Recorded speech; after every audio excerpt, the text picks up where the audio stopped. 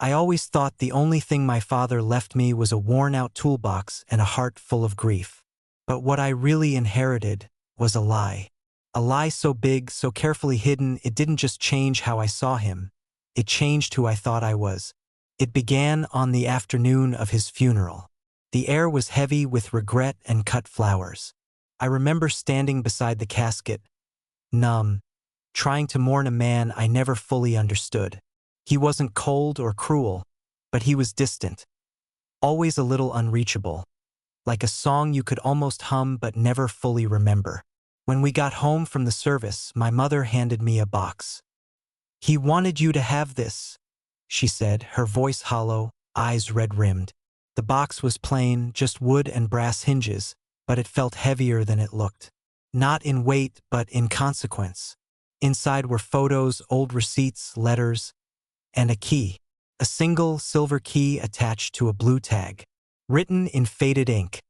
Storage Unit 76B, Lockridge Facility. I didn't even know he rented a unit, and I certainly didn't expect what I'd find inside. The next morning, I drove 2 towns over and unlocked the door. It creaked open slowly, dust swirling in the sunlight like ghosts of untold stories. I expected fishing gear, maybe his old records, anything but this. There were 2 cardboard boxes stacked neatly in the center, each labeled in his handwriting. One read Clara, the other June. I don't have a sister named June. I don't even have a cousin named Clara. I stared at the names, my hands trembling as I opened the first box. It was full of photographs, smiling children, a woman with auburn hair, birthday cards, school drawings.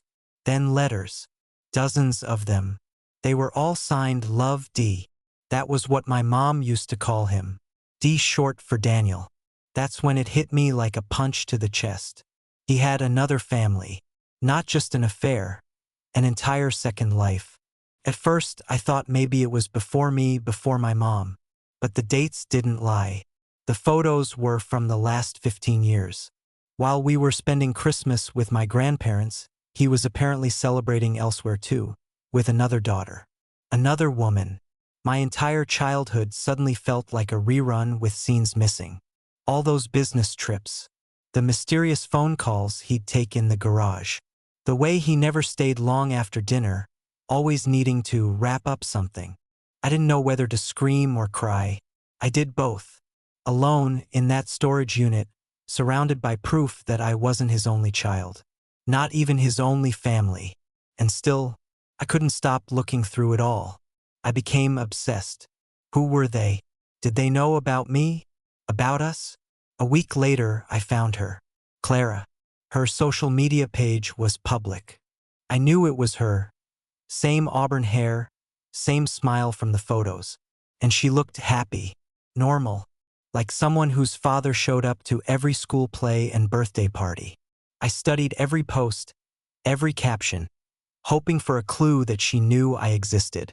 There wasn't one. I spent nights staring at her pictures, feeling both rage and jealousy, but also shame, because a part of me wanted to meet her, to ask her if he loved her more. I didn't tell my mom. How could I? She was already drowning in grief. How do you say, "Hey, Mom, Dad wasn't who we thought he was. He had a whole other daughter, and probably loved her just as much as me. Maybe more. But secrets, I've learned, don't stay buried. They rot from the inside until something cracks." And something did. One night, after too many drinks and not enough sleep, I messaged Clara. I told her who I was.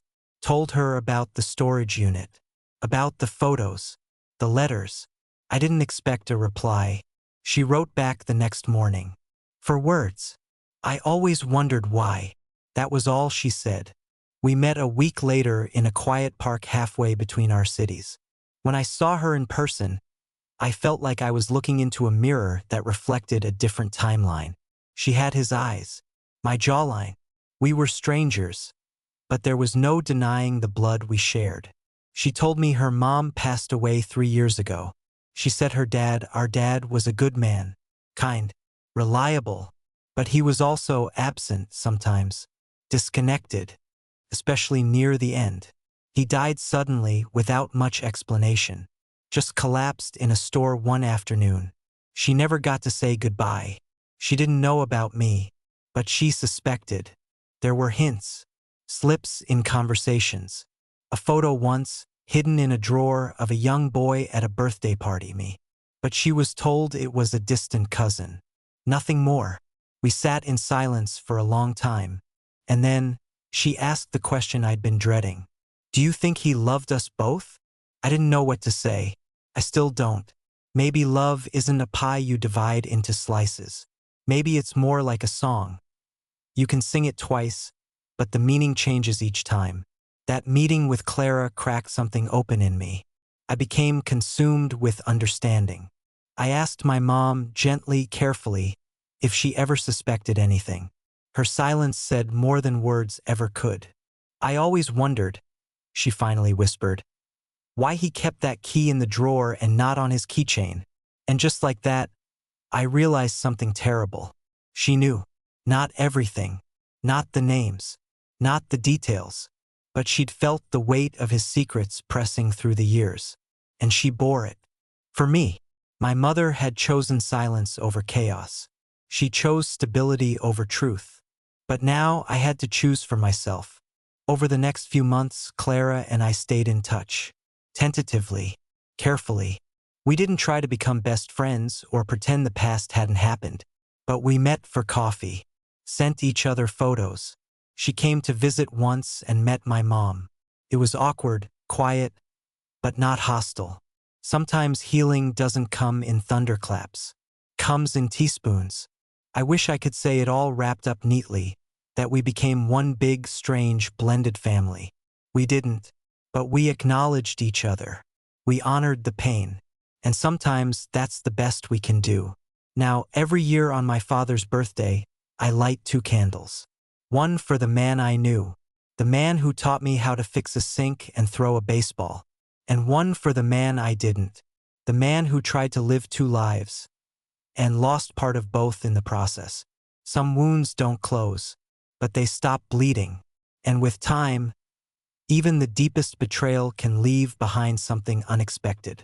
Not forgiveness, but understanding.